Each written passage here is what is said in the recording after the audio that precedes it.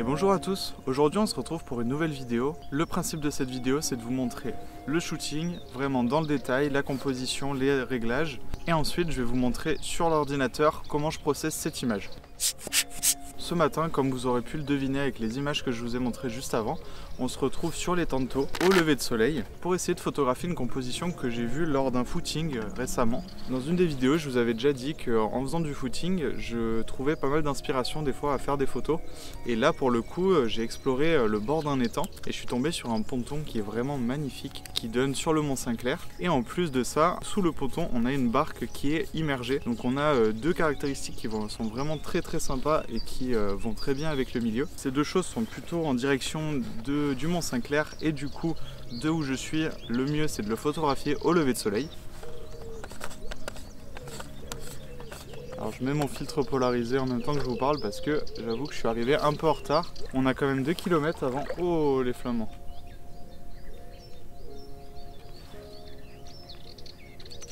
On a quand même 2 km pour arriver jusqu'ici et du coup entre la vidéo et tout, je me suis pas levé assez tôt, je me suis malgré tout levé à 5h40 et a priori c'est pas assez. Alors ma composition elle est plutôt simple. On a donc ce ponton qui mène le regard à droite du Mont Saint-Clair. Donc on n'a pas quelque chose déjà qui est très centré. Ensuite, deuxième chose, on a cette barque qui est en dessous, sous le ponton, que je voulais photographier et mettre un petit peu plus en avant que juste le ponton. Du coup, la décision a été plutôt simple de venir en fait sur le côté directement dans l'eau. Je suis avec mes bottes, je suis à hauteur de mollet, donc je suis à 2 doigts de me remplir les bottes. Mais ça passe. Et de photographier du coup sur la droite mon ponton et mon bateau. Donc ce qui me permet d'avoir le bateau qui est bien visible entier. Et aussi le ponton qui mène le regard de la gauche vers la droite vers le Mont Saint-Clair qui se trouve à mes 2 tiers droits. La petite chose que j'avais pas gardé en tête, c'est ce petit bout de bois qu'il y a au milieu de la photo qui intervient dans l'horizon et qui gâche un petit peu la ligne de l'horizon. Donc là, ce que j'ai essayé de faire, c'est de la composer de manière à ce qu'elle ne cache pas le Mont Saint-Clair. Donc j'ai choisi de la placer plutôt à gauche du Mont Saint-Clair en me disant que ça devrait passer. Après, je trouve pas que ce soit un élément qui soit particulièrement moche. C'est une genre d'échelle fait maison avec des cordes, tout ça, donc ça fait vraiment artisanal. Au niveau de mes réglages, je suis à 3.2 en RAW.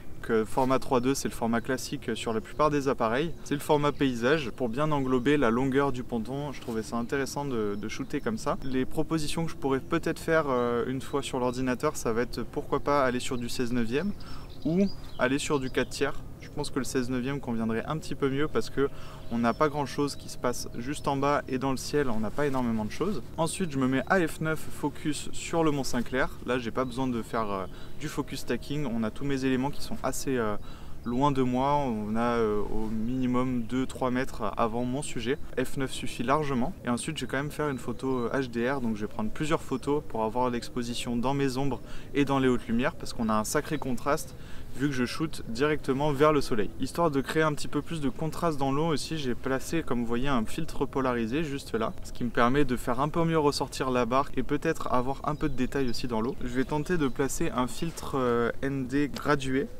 Donc ce filtre là qui va me permettre d'assombrir un peu le ciel et de rééquilibrer un petit peu du coup l'exposition entre mes ombres qui sont très noires et ma lumière dans le ciel qui est très lumineuse.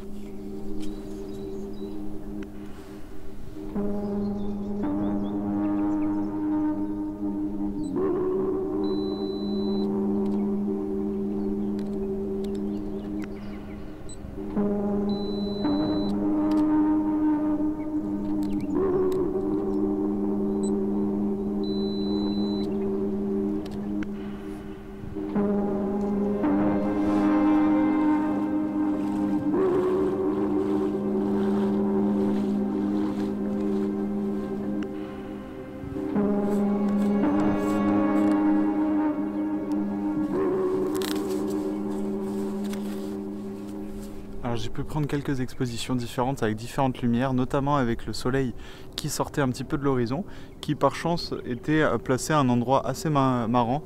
Il était passé au-dessus des poteaux, Donc je sais pas laquelle je vais choisir, peut-être celle-ci.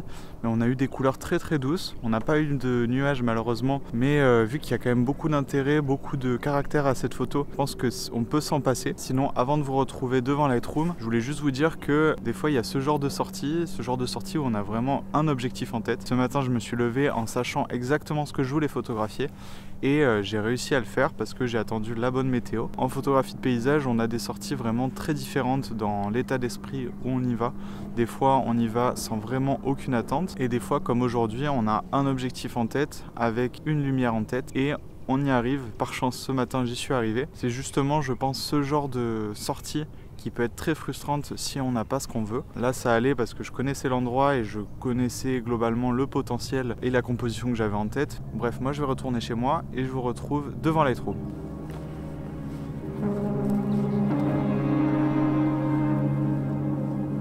On se retrouve quelques heures plus tard, une fois dans mon bureau, et on est ensemble pour éditer la photo que j'ai prise ce matin. Alors toutes mes photos, moi je les édite sur Lightroom, je fais très peu de traitements par Photoshop, à part pour du focus stacking. C'est uniquement en général pour ça que je l'utilise, sinon Photoshop je suis vraiment très mauvais, et j'en trouve pas réellement l'intérêt en tout cas dans ma photographie, parce que je fais pas des retouches ultra poussé, vous allez le voir avec cette photo. Comme j'ai dit tout à l'heure, j'ai fait du bracketing pour exposer bien mes hautes lumières et mes basses lumières, donc là ça se revoit un peu dans les fichiers que j'ai ici. On a 3 expositions pour une même scène à chaque fois, que je vais fusionner ensemble pour faire une photo avec une bonne dynamique. Donc d'abord ce que je fais toujours, c'est que je cherche la meilleure, parce qu'au cours d'une sortie, je vais souvent prendre la même composition avec différentes lumières au fur et à mesure que les lumières changent. Donc là je vais choisir la meilleure, sachant qu'elles n'ont pas énormément changé. Donc pour choisir les photos, je vais plutôt me fier aux couleurs du ciel, donc dans ce cas là je prends plutôt l'exposition la plus sombre. Donc là je vois que les couleurs sont assez jolies, assez douces, mais je crois pas qu'elles changent énormément. Sur celle-ci, elles sont un petit peu plus foncées, mais c'est juste que j'ai fait une exposition plus lente. Celle-ci, je crois que je l'aime bien. Et après, on a celle avec le soleil. Donc à mon avis, je vais partir sur celle-ci parce qu'à ce niveau-là, on a le soleil qui est sur le point de se lever ici. Donc on a un petit halo rouge qu'on n'a pas encore sur les autres. Et on a quand même cet horizon avec ces belles couleurs orangées. Alors pour fusionner cette photo, je fais tout simplement, je sélectionne les 3, je fais clic droit, fusion photo, et on part sur un HDR. Donc là, il faut laisser le temps à l'ordi de pouvoir processer l'aperçu. Pour ma part, je laisse souvent les paramètres automatiques, ce qui fait que ça expose naturellement la photo. Donc ça, en général, ça monte un petit peu les ombres, ça baisse les hautes lumières, histoire d'avoir un aperçu assez fidèle à ce qu'on a en réalité. Donc là, Lightroom a créé mon aperçu, donc je vais faire fusionner. Là encore, on a un petit temps de chargement. C'est pas l'ordi le plus puissant du monde, donc ça prend des fois un peu de temps. C'est vraiment de boire du café. Donc voilà, on a notre fichier avec les différentes expositions. Donc comme vous pouvez voir, grâce à ça, on a des ombres qui sont très bien éclairées avec une très bonne qualité à l'intérieur. Très peu, voire pas du tout de bruit dans ce cas-là. Donc premièrement, je passais sur le développement. Sur le terrain, je parlais de partir, pourquoi pas, sur du 16/9. Et je pense que c'est ce que je vais faire. Je vais quand même tester différents formats. Généralement, je commence par recadrer ma photo s'il y a à la recadrer, histoire de pouvoir travailler vraiment sur le cadrage final. Qu'est-ce que ça pourrait donner en 16/9 déjà? Alors, tac. On va passer l'horizon directement sur la ligne des tiers. Donc ok, en 16/9, j'aime bien. Le truc que j'aime pas trop et que j'ai peur avec le 16/9, c'est là, j'ai l'impression que c'est un petit peu vide à ce niveau-là. Donc si je pars sur un format par contre un petit peu plus carré en me focalisant sur le détail qui est plus centré ici, qu'est-ce que ça peut donner? On va partir sur du... Déjà, on va partir sur du 4 tiers. Hop. 4 tiers, comme ça. En plus, on évite d'avoir ce petit détail qui, j'ai peur, soit distrayant. Je pense que je préfère largement plus en 4 tiers. Et si on part sur du format encore un peu plus carré, qu'est-ce que ça donne? Là, on est sur du 4 par 3,5. Donc, on est presque sur du carré. Et là, si on part sur avant...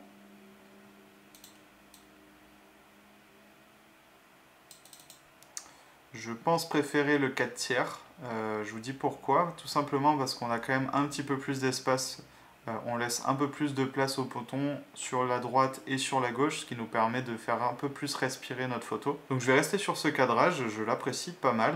Et maintenant on va partir sur le côté un petit peu plus créatif. Donc première chose que je fais quasi à chaque fois, donc c'est plutôt une tendance que j'ai en ce moment, je ne suis pas sûr de la garder à terme, c'est que je fais un filtre radial sur ma photo à chaque fois pour faire un vignettage que vous allez voir qui va être très très léger. Ce vignettage, souvent je l'utilise tout simplement parce que en assombrissant, en perdant un petit peu de netteté sur les côtés, on vient focaliser l'œil à l'intérieur de la photo. Là pour le coup, je vais baisser un petit peu mes ombres pour que dans l'eau, ce soit un peu plus sombre. Pour avoir un meilleur aperçu des couleurs et de l'ensemble de la photo, j'aime bien travailler sur la lumière en étant un peu dézoomé de ma photo. Ce qui me permet de vraiment me focaliser que sur les lumières et l'équilibre global sans regarder vraiment dans le détail. Et je pense que ça nous donne un meilleur aperçu de le voir en format vignette. Alors je vais commencer par un petit peu baisser mes ombres, ce qui va me permettre d'assombrir un petit peu l'eau devant et de mener encore le regard vers l'intérieur. Pas besoin de partir sur quelque chose d'énorme. Et je vais aussi baisser un petit peu mes autres lumières. La petite touche que je fais souvent, c'est que je baisse un tout petit peu la clarté sur les côtés. En baissant la clarté sur les bords, je viens encore une fois attirer l'œil sur le centre de ma photo. Ensuite, autre ajustement, je trouve que la photo est un poil verte. Donc je vais rajouter un tout petit peu de rose dans ma balance des blancs pour que ce soit un peu plus fidèle à ce que j'avais en tête ce matin-là. Et je vais regarder si je change un peu la température ou pas. Je vais rajouter un tout petit peu de bleu, histoire d'avoir des ombres bien bleutées qui donnent cette sensation, je trouve, matinale avec notre horizon qui est toujours avec de belles couleurs dorées. Ensuite, je vais faire des ajustements locaux en faisant encore une fois des filtres, mais des filtres soit radial, soit filtres linéaires, ce qui me permet de faire des ajustements vraiment plutôt précis. Au lieu d'ajuster tout sur ma photo, je vais ajuster que quelques endroits et comme ça on peut un peu mieux maîtriser notre edit. Donc ce que je compte faire, c'est un petit peu baisser la lumière dans le ciel en faisant ce petit filtre et en baissant tout simplement mon exposition. Ce qui me permet d'avoir une petite symétrie de lumière entre le haut et le bas de ma photo.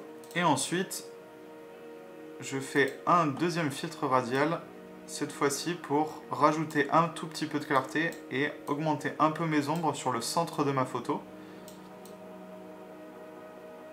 pour venir rechercher un petit peu de détails.